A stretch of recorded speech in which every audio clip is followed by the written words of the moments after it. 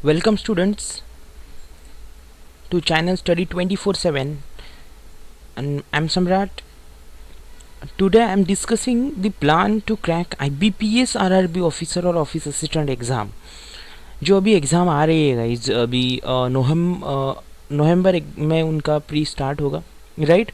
सो मुझे रिक्वेस्ट मिली थे कि सर आरआरबी के लिए भी कुछ बताइए, लेकिन इसमें बताने के लिए कुछ अलग ज़्यादा नहीं है, लेकिन ये अभी न्यू पैटर्न लॉन्च हुआ है। सो न्यू पैटर्न के बारे में हम डिस्कस करेंगे और न्यू पैटर्न को ध्यान में रखते हुए हम पेपर को कैसे फेस कर सकते हैं ये हम देखेंगे गाइज। तो स्टार्ट करेंगे गाइज। देखिए न्यू पैटर्न क्या कहता है, ऑफिसर के लिए जो एग्ज़ाम होगी उसमें प्री, मेंस और इंटरव्यू ये 3 स्टेजेस है, और ऑफिस असिस्टेंट के लिए सिर्फ प्री और मेन से रहेगा क्योंकि इंटरव्यू उनके लिए नहीं है ऑफिस असिस्टेंट के लिए।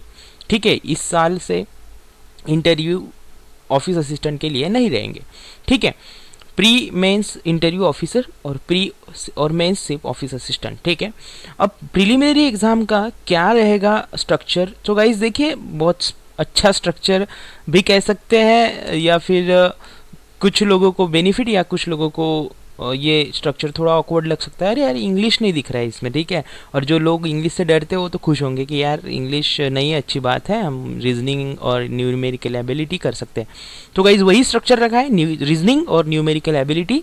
ठीक है, नंबर ऑफ क्वेश्चंस 40 दिए हैं, मैक्सिमम मार्क्स 40 रहेंगे। न्यूमेरिकल एबिलिटी के लिए number of questions 40, maximum marks 40, और टोटल क्वेश्चंस 80 और टोटल मार्क्स भी रहेंगे 80। ठीक है, और टाइम जो है 45 मिनट्स दिया है 2 सेक्शन के लिए। अब देखिए इसको आप अगर अपने आपके IBPS PO या फिर क्लर्क के प्री से कंपेयर करेंगे तो सिर्फ इंग्लिश सेक्शन इसमें नहीं है, और इंग्लिश सेक्शन नहीं है, एक सब्जेक्ट उन्होंने स्क्रैप किया, इसलिए 15 मिनट्स भी डिडक्ट हुए हैं और 45 मिनट्स का टाइम आपको मिला है। सो ये 45 मिनट की प्रैक्टिस आपको होनी चाहिए गाइज, ये ध्यान में रखिए, नहीं तो आप हमें 1 घंटे के प्री की आदत पड़ी हुई है। तो इस एग्ज़ाम में जाते समय प्लीज़ ये 45 जो फिगर है इसको माइंड में रखते जाइएगा कि हमें 45 मिनट्स मिलने वाले हैं। आगे डिस्कस करूँगा मैं कैसे हैंडल करना है पेपर को। ठीक है, तो आगे देखेंगे गाइज हम। और ऑफिसर स्केल 1 का भी वही प्री का स्ट्रक्चर रहेगा, रीजनिंग और क्वांटिटेटिव एप्टीट्यूड। ठीक है, वही 40 क्वेश्चंस रीजनिंग के लिए, 40 क्वेश्चंस क्वांटिटेटिव एप्टीट्यूड के लिए, दोनों के लिए 40 मार्क्स ईच। ठीक है, 80 मार्क्स का ये रहेगा एग्जाम। ऑफिसर स्केल 1 के लिए भी वही स्ट्रक्चर है और असिस्टेंट के लिए भी वही स्ट्रक्चर है। 45 मिनट्स यहाँ पे भी अलॉट हुए हैं। ठीक है, अभी हम बात करेंगे हमारी आगे। अब मेंस एग्ज़ाम का क्या स्ट्रक्चर रहेगा गाइस। तो मेंस एग्ज़ाम में ऐसा कोई उन्होंने चेंज नहीं किया है। जो ऑफिस असिस्टेंट का लास्ट टाइम एग्ज़ाम हुआ था, जो ऑफिस असिस्टेंट का मेंस एक ही एग्ज़ाम, लास्ट टाइम तो एक ही एग्ज़ाम था ऑफिसर के लिए भी और असिस्टेंट के लिए भी। इस साल से ही प्री, अभी ये इनका पहला साल रहेगा अभी ये प्री एग्ज़ाम का। सो मेंस के लिए तो उन्होंने चेंजेस कुछ नहीं किए, जो वो पहले एग्ज़ाम लेते थे वही एग्ज़ाम है, वही स्ट्रक्चर है। रीजनिंग में 40 question 50 marks, numerical ability 40 question 50 marks, general awareness 40 question 40 marks, English language 40 question 40 marks, और हिंदी लैंग्वेज भी ऑप्शनल में रखा है। जो लोग हिंदी कर सकते लेना चाहते हैं इंग्लिश की जगह वो हिंदी ले सकते हैं। नंबर ऑफ क्वेश्चंस 40 और मैक्सिमम मार्क्स 40, और computer knowledge 40 number of questions और 20 मार्क्स के लिए। ठीक है ना, कंप्यूटर के लिए 20 मार्क्स अलॉट किए गए। टोटल 200 क्वेश्चंस और 200 मार्क्स और टाइम 2 आवर्स। ठीक है, और इसमें कोई IBPS जैसा टाइम स्लॉट अलॉट नहीं किया गया है किसी भी सेक्शन के लिए। ठीक है, अलग से IBPS PO में जैसे अलग से टाइम स्लॉट अलॉट किया गया है, SBI की एग्ज़ाम में जैसे IBPS SBI PO के लिए या फिर SBI क्लर्क के लिए जैसे टाइम स्लॉट्स अलॉट किए गए थे मेंस एग्ज़ाम में, रीजनिंग के लिए अलग, क्वांट के लिए अलग, इंग्लिश के लिए अलग टाइम, ऐसे टाइम इन्होंने दिया नहीं है, इन्होंने टोटल 2 आवर्स रखे हैं आपको। ठीक है, सो गाइस ये ध्यान में रखना है आपको कि यहाँ पे कंप्लीट 2 आवर्स मिलेंगे, टाइम स्लॉट मिलेगा नहीं, जैसे हम पहले पेपर सॉल्व करते थे।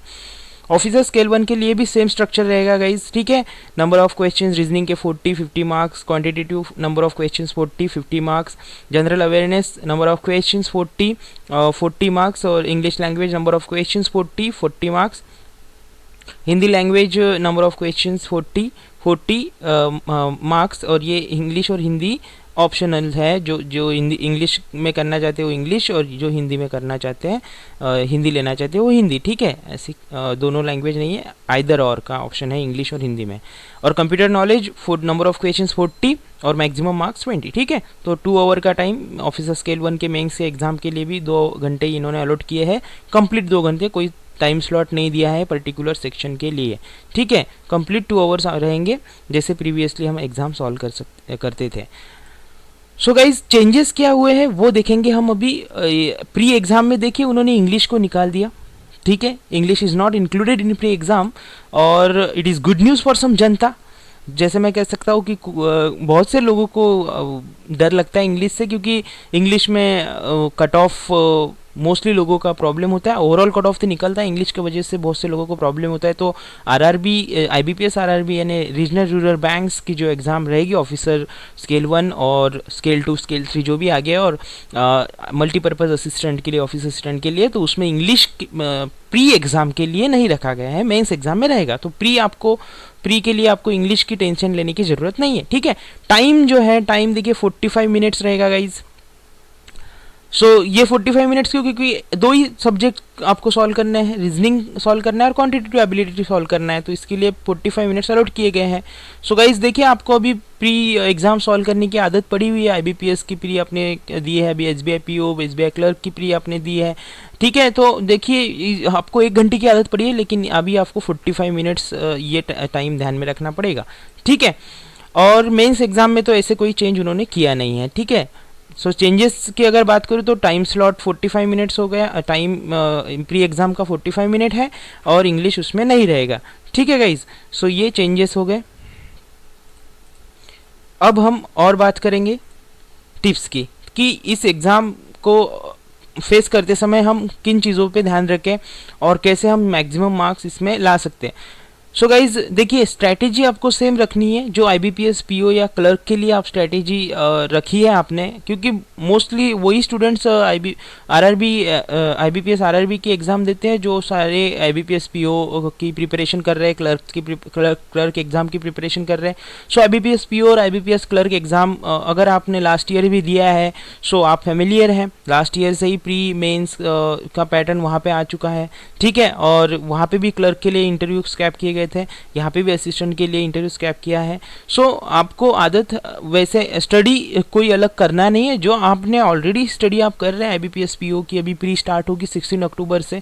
सो जो आप स्टडी कर रहे हैं वही स्टडी आपको कांस्टेंट रखना है। नवंबर में फिर इसकी प्री भी आप देंगे, तो आपको कोई अलग से स्ट्रेटेजी बनाने की ज़रूरत नहीं है, सिर्फ आप मॉक टेस्ट लगा लीजिए। कौन से IBPS RRB regional rural banks की जो एग्ज़ाम है, क्योंकि टाइम जो है कम हो चुका है 45 मिनट्स, और सब्जेक्ट जो है इंग्लिश नहीं है, तो हमें आइडिया आना चाहिए कि हम 2 सेक्शंस को 45 मिनट्स में कैसे मैनेज करते हैं, ठीक है। सो वो आइडिया आने के लिए आपको मॉक टेस्ट हमारी इंपॉर्टेंट बन गई है, मस्ट, क्योंकि अगर मॉक टेस्ट सॉल्व करेंगे तो आपको पता लगेगा 45 मिनट्स में आपके कितने क्वेश्चन हो रहे हैं और कितने मार्क्स आप ले रहे हैं। सो मॉक टेस्ट आप स्टार्ट कर दीजिए गाइज, अभी से कर दीजिए, या फिर 5 to 6 डेज़ के बाद कर दीजिए, लेकिन 1 मंथ आप प्रैक्टिस जरूर कीजिए इन प्री तक, आरआरबी की प्री तक, यानी आपको आपका फुल आइडिया मिलेगा। क्योंकि फर्स्ट टाइम आरआरबी का भी है, आईबीपीएस आरआरबी का प्री ले रहे हैं, तो एग्ज़ाम प्री में शायद आप ज़्यादा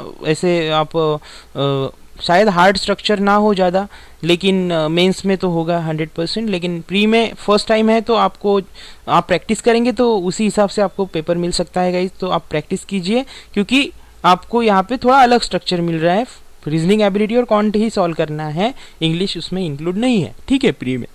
देखिए और मॉक टेस्ट सॉल्व करते समय जब आप आईबीपीएस आरआरबी की मॉक टेस्ट सॉल्व कर रहे हैं तो आपके टाइम का ट्रैक रखिए, आप कितने टाइम में कौन सॉल्व कर रहे हैं 40 क्वेश्चंस को, और कितने टाइम में आप रीजनिंग को सॉल्व कर रहे हैं, उसके भी 40 क्वेश्चंस है। जैसे हम आईबीपीएस की अगर प्री की बात करें, पीओ की प्री हो या क्लर्क की प्री हो, तो उसमें 35 क्वेश्चंस कॉन्ट से होते हैं, 35 रीजनिंग से होते हैं, ठीक है। और इंग्लिश के 30 क्वेश्चंस होते हैं। इसमें इंग्लिश नहीं है तो फिर इसमें इन्होंने 5-5 क्वेश्चंस उसमें बढ़ा दिए, कॉन्ट के लिए 40 क्वेश्चंस कर दिए और रीजनिंग के लिए 40 क्वेश्चंस कर दिए, ठीक है। सो गाइज वो आपको ध्यान में रखना पड़ेगा। टाइम ट्रैक आप कीजिए, आपका टाइम का हिसाब रखिए कि आप कैसे सॉल्व कर रहे हैं पेपर को, कितना टाइम आपको लग रहा है क्वेश्चन सॉल्व करते समय।